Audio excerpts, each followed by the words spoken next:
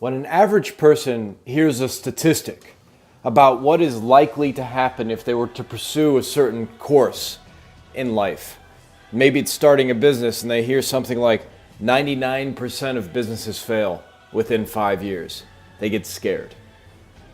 Killers think that statistic does not apply to me. I am different than other men and women. They think that they're in that rare percentage that are going to make it. I know someone who is a killer who was diagnosed with a terrible illness. And when the doctor said only 5% make it, 95% don't when you're diagnosed with this, he said that 95% does not apply to me. I am different than other men and women. If you get around killers and you start talking about the probability of failure, they will avoid you. They will have nothing to do with you. In their mind, and I'm sorry to be vulgar, but I've talked to enough killers, when you start talking about why it isn't possible, the only thing going off in their head, like an alarm, is get the fuck away from me. Fuck off. That's what they're thinking. That's how intensely they dislike people who try to put seeds of doubt in their mind. They cannot be around it. They will not be around it. If you're one of those people who tend to look at the reasons why things won't work, they will do away with you. You will not be a part of their life. If you bring up an idea, or they bring up an idea, if they bring up an idea and your first reaction is why it will not work, they will have nothing to do with you. When someone tells them a statistic, how likely it is they'll get a scholarship for the sport they're in, or how likely it is they'll make it to that university they want to go to, or how likely it is they'll finish their degree in a certain amount of years. When they're told that it's unlikely, and most people fail, they will say, that doesn't apply to me. I am different than other men and women. They're so passionate about this.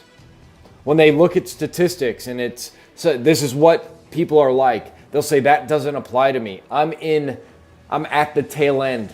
I'm in that genius realm. Your stats don't apply to me. It's like an IQ test. The higher you get, the more divergent the scores actually become. You don't really, it's hard to measure higher IQs. It's hard to measure killers. It's hard to measure rare people. What happens with ordinary people doesn't apply to them. In their body, in their mind, in their emotions. They say most people, when they experience a death, it takes an X amount of time to get over that death. Killers say, that doesn't apply to me. I'm different than other men and women. I can get over the death of a loved one faster. It's not because I'm callous, it's because I'm strong. When there's a breakup, most people take years to get over a breakup, especially a divorce, or at least months and months. Killers think, I will find a way to get over this faster than any human being has ever gotten over anything before. I am different than other men and women. I will find a way. It doesn't mean they're going to repress their feelings. It doesn't mean they're going to not go through the pain, but they're going to find a way to think and feel themselves out of it quicker. They will do anything. They have no shame. They will go to anyone and say, this is my problem, help me. And if that person doesn't help, they'll go to the next. They're not going to sit back and passively let things happen to them. They know that's what average people do, and that's where you get averages from average people. Killers distort the average. If you were going to take a population of killers and run the same experiments on them as you would a general population, everything would be very different. Everything would be very different as to what the averages would be. How much energy should a person have? How much sleep does a person need? What is possible intellectually? What is possible as far as concentration? You listen to videos, you watch YouTube, and it says the human mind can only study for 25 minutes. And a killer goes, I can study for 3 hours and not lose concentration. What are you talking about?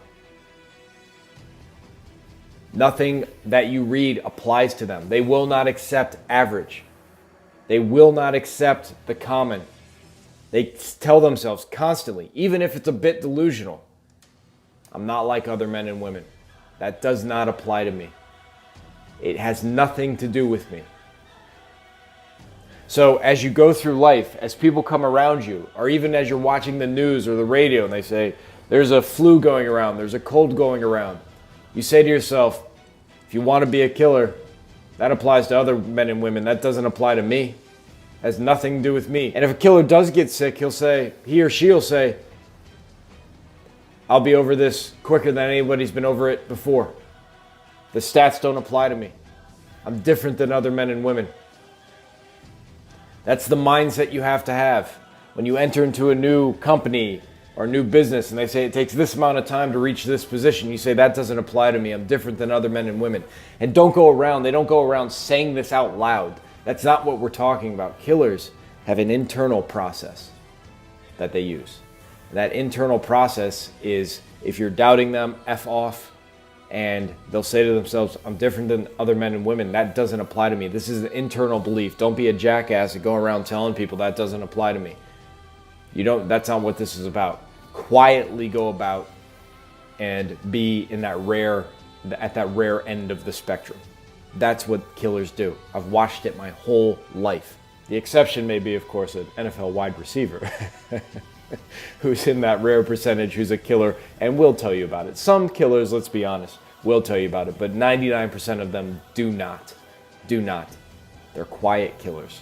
The true killer instinct is mostly quiet and silent.